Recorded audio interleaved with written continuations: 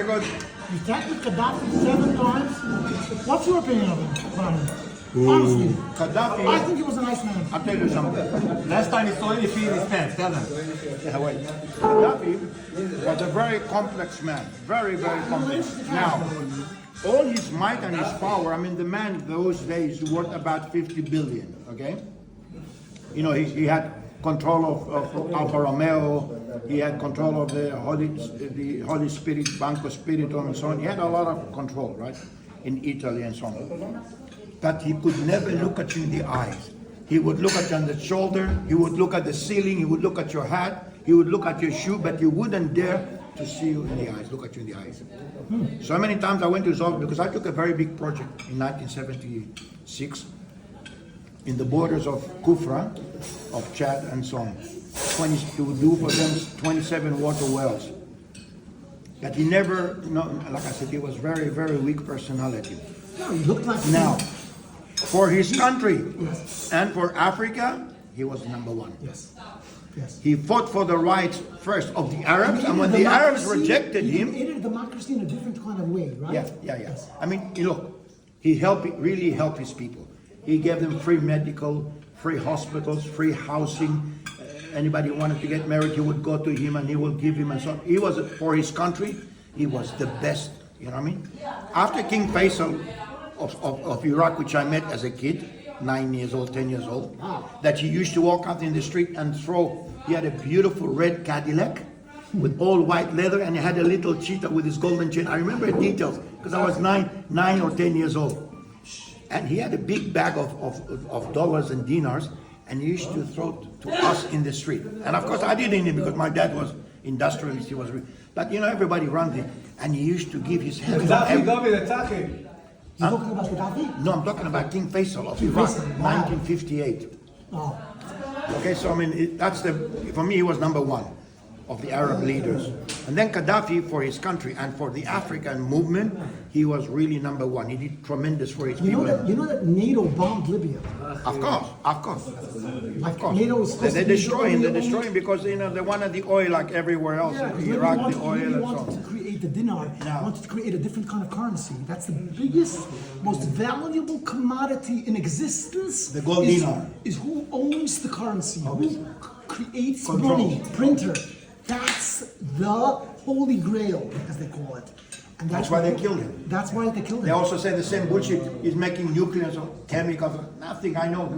Why? He wanted to create a different currency. Of course. And that's what Putin is getting, is because the big boys know one thing, currency, that's the game, it's simple. Look at the big picture. What's the most valuable item in existence? Is the printer that makes money. If you own the currency, and you own This the is why now currency, America is in trouble because Russia and China together. that's they why have US is the making all new these wars. currency and everybody. US wants a war on Israel and wants to have assets in Saudi Arabia, saying, I'm protecting my assets, it's putting in more soldiers. They're taking over countries. That's the way they do it. I know. So let me very quickly tell about the story that he knows about Gaddafi. So one day, after a few months of in our contract, Gaddafi calls me and says to me, Mr. Mayes, come to my office. I thought, oh my God, the big chief is calling me? Shit, something very serious. So I go there, he says, Mr. Mayes, sit down. I also call the minister, Ibrahim Bakouche. I thought, oh man, that's really, really serious. May he rest in peace. Huh? May he rest in peace, yes. Rest in peace. Yes, I'll tell you, in peace. So then, he calls also Ibrahim Bakouche, the Minister of Agriculture, and the General Manager of the Ministry of Agriculture. So he comes, he says, yes, Your Excellency, yes, my chief, what would you like? He says, tell me, Minister, you and this Greek Arab, you have done some business? No, wallah, no. He says, are you sure? He says, yes. He says, okay. He didn't do any business. You didn't go with him to Switzerland. He said, yes, we went, but it was for consultancy advice. And he didn't give you nothing. No, wallah, nothing. I'm sitting there, I'm starting to sweat. I thought, Yalla boy, say Shema Israel because you're gone. Him and the minister, rahat alaykum. So Then I'm standing there and he says to him, this is the third time I'm going to ask you.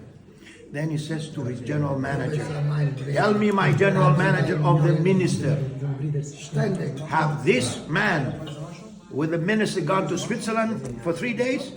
Yes, Your Excellency. Yes, Your Highness. So he says, you didn't make any commission? He says, no, wallah, nothing. He says, you dare to lie to the president?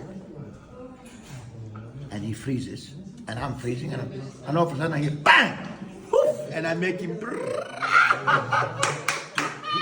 He hit him here, and the minister goes bang, and I'm standing there making pee-pee, and I'm standing. It's true. I'm serious, 100%. I mean, right now I'm dealing again. I can show you. I'll send you. I'm dealing with the Libyan government, present government now, because he knew my past. I was, like I said, I was many times. And I froze and I thought, oh my. And then he says to me, Yalla, khudu wara, wa'allimu dars. Take him back and teach him a lesson. So they take me back and I said, hey, what are you doing? I'm only a bloody messenger of the company. I take letters, I bring letters. I don't know what the managing director writes with the minister. I have no idea. So they kept it and said, you know that I'm also Australian? What? And he runs quickly, said, Sayyidi, my master, he's Australian. He says, what? We're trying to convince Australia we're not a terrorist state and so on in 1977. Quick, take him to the airport. So they took me to Malta, not passports, not my clothes, nothing, straight to the port. As soon as I'm on the airplane going, yeah, I'm free. And I landed in Malta. No passport, no nothing. So I go to the office and said, look, this is what happened. I can tell you the whole, you can see me still, I'm red. They've been beating me and so on. So he says, okay, you have any proof? I said, call American Express and they'll give you my name and I get my new card so I can move. So I started calling American Express in Malta. They replaced my card. They bring me the money. What year was this? 77. Wow. How old are you? After, now? Yeah. How old do you think I am? You're 33, I would say.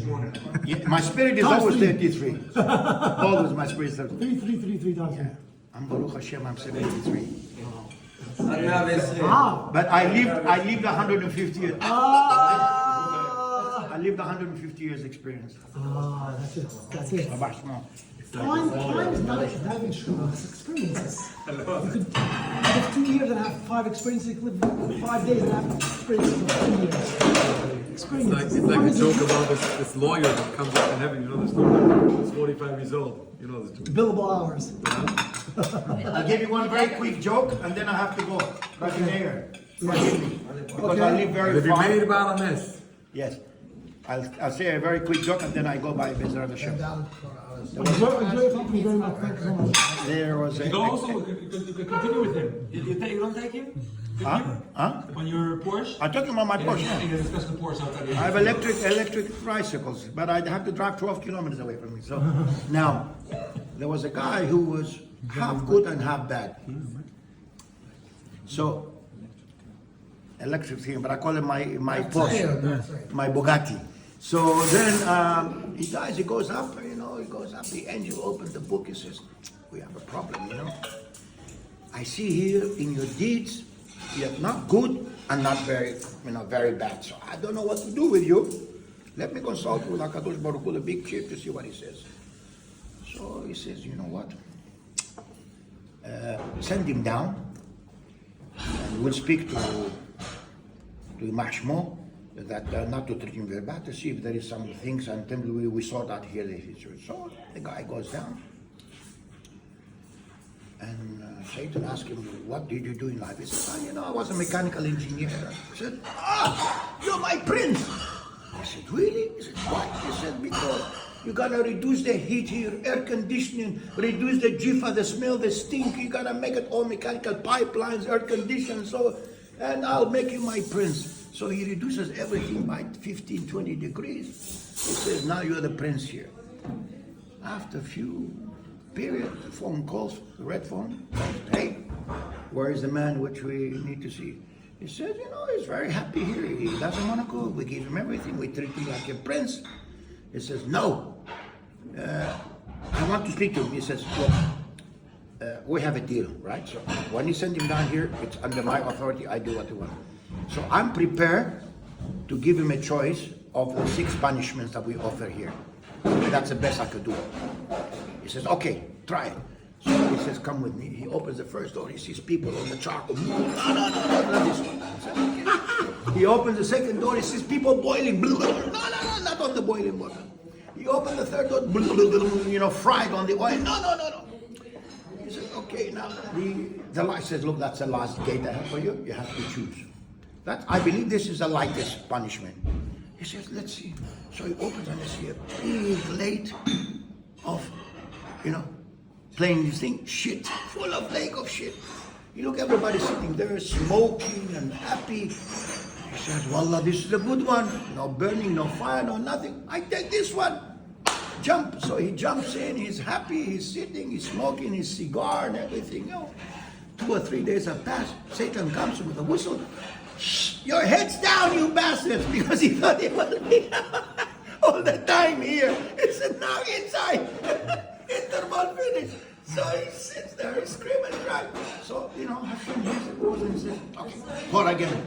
So he goes and says, look, send him up here because we need to, you punish him enough. He says, no, I'm sorry, we cannot do that. He says, watch it. I'm gonna take you to the courts, Hashem says to him. He said, yeah? And where are you gonna find the lawyers? They're all down here. Yeah, that's the famous line where the Gehenna, Yeah. the Ganaidim was telling the Gehenna, you're encroaching on my property, we're suing you. So the Gehenna says, we have all the lawyers. Exactly. And with this, I say goodbye. I think it was very, very nice meeting you. And now the last one, if you allow me. There's this Lubavitcher and a Breslover, maybe you know this.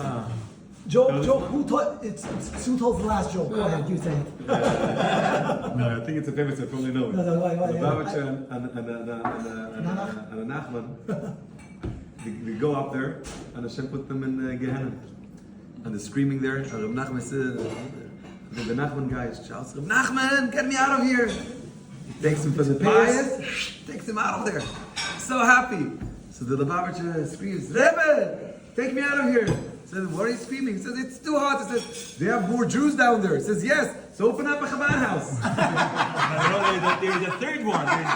There's a third one. There's a Misnagid. The Misnagid goes there, and it's screaming to Rosh Yeshiva, get me out. The Rosh Yeshiva looks at him and says, I told you. I told you.